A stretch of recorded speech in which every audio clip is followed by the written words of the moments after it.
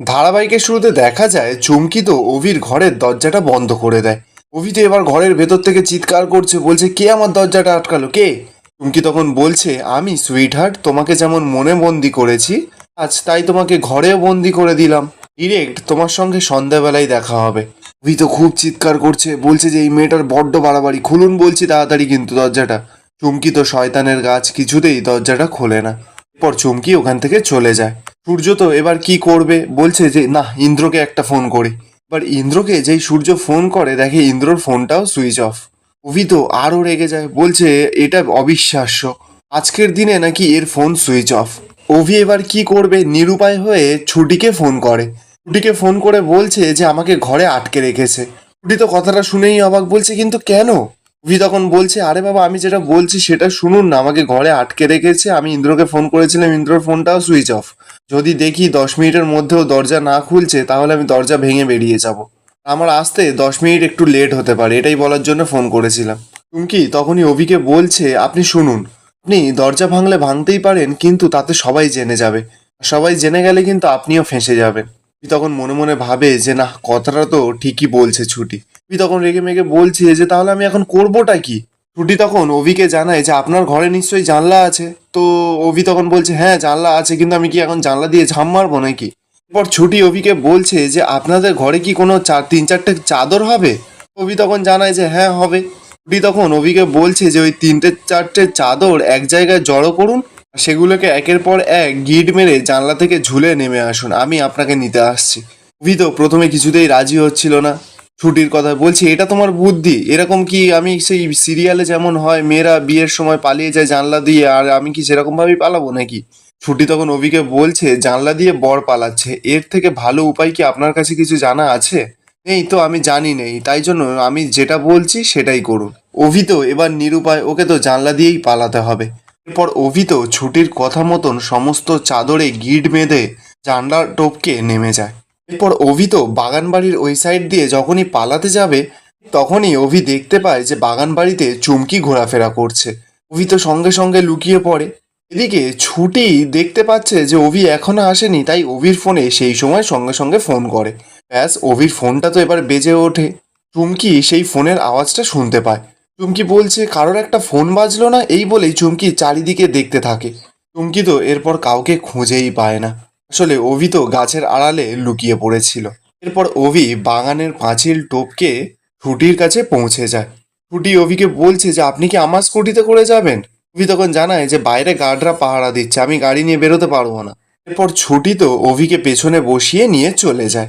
অপরদিকে দেখা যায় ইন্দ্র তো অভি আর ছুটির জন্য অপেক্ষা করছে মন্দিরে দাঁড়িয়ে দাঁড়িয়ে। ঠিক তখনই ইন্দ্র দেখতে পায় যে ছুটি আর অভি স্কুটিতে করে চলে এসেছে। অভি তো স্কুটি থেকে নেমেই ইন্দ্রর দিকে একটা চড়ের হাত বাড়িয়ে দেয়। অভি ইন্দ্রকে বলছে যে আজকের দিনটাতেই তোর ফোনটা সুইচ অফ করে রাখতে হলো। আমি জানিস তো, যতবার ভাবি যে একটু ভরসা করব তোর ওপর, তুই ততবারই আমার ভরসা ভেঙে দিবি। ইন্দ্র তখন অভিকে বলছে তুমি তো আমার বস, তাই জন্য না তোমার বিয়ের টেনশনে আমি আমার ফোনে চার্জ দিতে ভুলে গেছি। এই বলেই দুই বন্ধু মিলে ঝগড়া করছে। ছুটি তখনই অভি আর ইন্দ্রকে থামিয়ে বলছে যে এই হয়েছে আপনাদের, এবার একটু থামুন না। তখনই সেখানে দেখা যায় পুরোহিত মশাই চলে আসে। পুরোহিত মশাই অভি আর ছুটিকে বলছে আজকে খুব ভালো শুভ দিন আছে, তোমরা ঠিক দিনেই বিয়ে করতে এসেছো। আজ যারা বিয়ে করে না, তারা 7 জন্ম আলাদা হয় না। ছুটি তখন মনে মনে বলছে 7 জন্ম নাকি, ওনারা তো আর জানেন না যে এই বিয়েটা 1 বছরের মধ্যেই ভেঙে যাবে। তখন কথাটা শুনে নিয়ে বলছে আচ্ছা, সবাইকে তো সবটা জানানোর দরকারও নেই, তাই না? এরপর ইন্দ্র অভিকে টানতে টানতে ধুতি পাঞ্জাবি পরাতে নিয়ে চলে যায়। তখনই দেখা যায় সেই মন্দিরেই হিরণময় চলে এসেছে।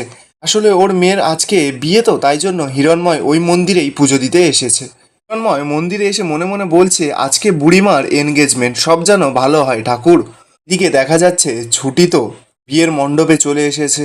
ছুটি ঠাকুরের কাছে মনে মনে বলছে ঠাকুর, তুমি সাক্ষী রইলে, এক মেয়ে অসহায় হয়ে তার বাবার জীবন বাঁচানোর জন্য যা করার করছে। ঠিক করছি তো আমি ঠাকুর? বলেই ছুটি তো ঠাকুরের কাছে কাঁদছে। পর ছুটি তো নিজের পান পাতা দিয়ে মুখটা ঢেকে নেয়। অপরদিকে দেখা যাচ্ছে অভি তো পুরো বরের সাজে রেডি হয়ে গেছে।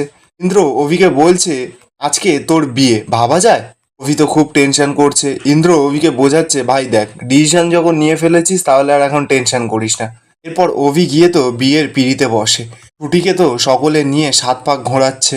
অভি তো এদিকে বিয়ের পিঁড়িতে বসে বসে পরীর কথা ভাবছে, ওর ছোটবেলাকার বান্ধবী। মনে মনে বলছে যে পরী, তুই আমাকে ক্ষমা করে দিস।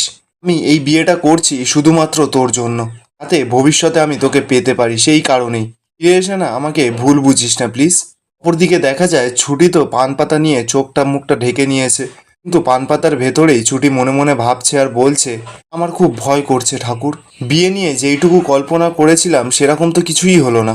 ভেবেছিলাম গুরুজনরা থাকবে সেখানে, আশীর্বাদ করবে আমাকে দুহাত তুলে, কিছুই তো হলো না সেই সব। আমার নিজের বাবাই তো আমার কাছে নেই। অপরদিকে দেখা যাচ্ছে হিরণময় তো ব্রাহ্মণের সঙ্গে কথা বলতে বলতে ছুটিদের এই দিকেই আসছে। ছুটিরা তো এই দিকে কোনো কিছুই লক্ষ্য করছে না, নিজেদের মতো নিজেরা বিয়েতে ব্যস্ত আছে। হিরণময় এবার ছুটি আর অভির বিয়েটা লক্ষ্য করে, ও চোখ পড়ে বিয়ের দিকে। কিন্তু অভি তো পিছন ফিরে দাঁড়িয়ে আছে, হিরণময় কিছুই চিনতে পারে না। আর ছুটি, সে তো নিজের মুখটা পান পাতা দিয়ে ঢেকে আছে। হিরণময় পুরোহিত মশাইকে জিজ্ঞাসা করছে যে ওখানে বিয়ে হচ্ছে, তো পুরোহিত মশাই বলছে যে হ্যাঁ বিয়ে হচ্ছে। হিরণময় পুরোহিত মশাইকে বলছে, বাহ খুব ভালো, আজকে বড় ভালো দিন জানেন তো। তাই আমার মেয়েরও আজকে এনগেজমেন্ট, পরিমা। অভিমন্যু শঙ্কর রয় আমার ভাবি জামাইয়ের নাম। আশীর্বাদ তো সবসময় ওদের সঙ্গেই আছে, তাই একটু ঈশ্বরের আশীর্বাদ নিতে এলাম। ওদের নামে একটা পুজো দিতে হবে। হিরণময় এবার পুরোহিত মশাইকে এটাও বলে যে শুনুন না, ওই যে যাদের বিয়ে হচ্ছে তাদের মঙ্গল কামনার জন্য একটু পুজো দিয়ে দেবেন। হিরণময় তো না যা অজান্তেই নিজের মেয়ে ছুটির নামে পুজো দিয়ে দেয়। পুরোহিত মশাই হিরণময়কে বলছে, যা বলবেন আমি করব, সব লীলাই তো ভগবানেরই। কথায় বলে না, জন্ম মৃত্যু বিয়ে 3 বিধাতা নিয়ে, আমি সবার মঙ্গলার্থেই ওনার কাছে প্রার্থনা করব। অপরদিকে দেখা যাচ্ছে পুরোহিতের বউ ছুটিকে বলছে যে এই মা, এবার পান পাতাটা সরা, তোর বরের সঙ্গে তো তোর শুভ দৃষ্টি হবে, এর দিকে এবার তাকা। ছুটি তো এবার আস্তে আস্তে নিজের পান পাতাটা চোখের সামনে থেকে সরিয়ে দেয়। ছুটি তো এক দৃষ্টিতে অভির দিকে তাকিয়ে আছে। অভিও যেন ছুটিকে মুগ্ধ হয়ে দেখছে।